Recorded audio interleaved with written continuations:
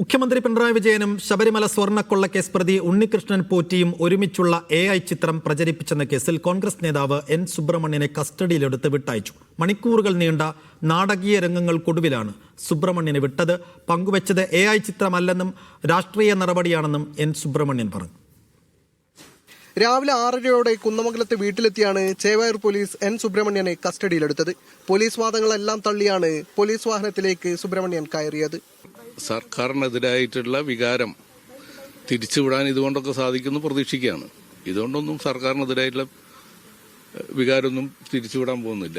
വൈദ്യപരിശോധന പൂർത്തിയാക്കി ചേവായൂർ സ്റ്റേഷനിലെത്തിച്ചപ്പോഴേക്കും സ്റ്റേഷനിൽ തിങ്ങി നിറഞ്ഞ പ്രവർത്തകരുടെ രോഷം അണപൊട്ടി.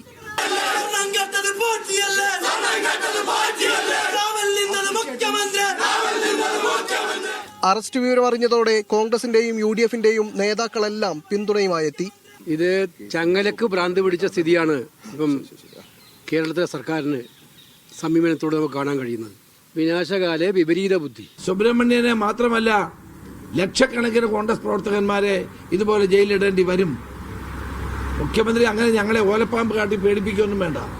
പോലീസും കോൺഗ്രസ് പ്രവർത്തകരും തമ്മിൽ കയ്യേറ്റത്തിന്റെ വക്കോളം എത്തിയ സംഘർഷത്തിനും നാടകീയ രംഗങ്ങൾക്കൊടുവിൽ 12 മണിയോടെ N സുബ്രഹ്മണ്യനെ ചേവായൂർ പോലീസ് വിട്ടയച്ചു.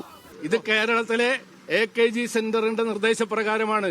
എന്ത് നടന്നാലും സ്വർണ്ണക്കൊള്ളക്കാരെ പുറത്തു കൊണ്ടുവരാനുള്ള പോരാട്ടം കേരളത്തിലെ കോൺഗ്രസ് നടത്തുമ്പോൾ അതിന്റെ മുന്നണി പോരാളിയായി ഞങ്ങൾ ഉണ്ടാകും.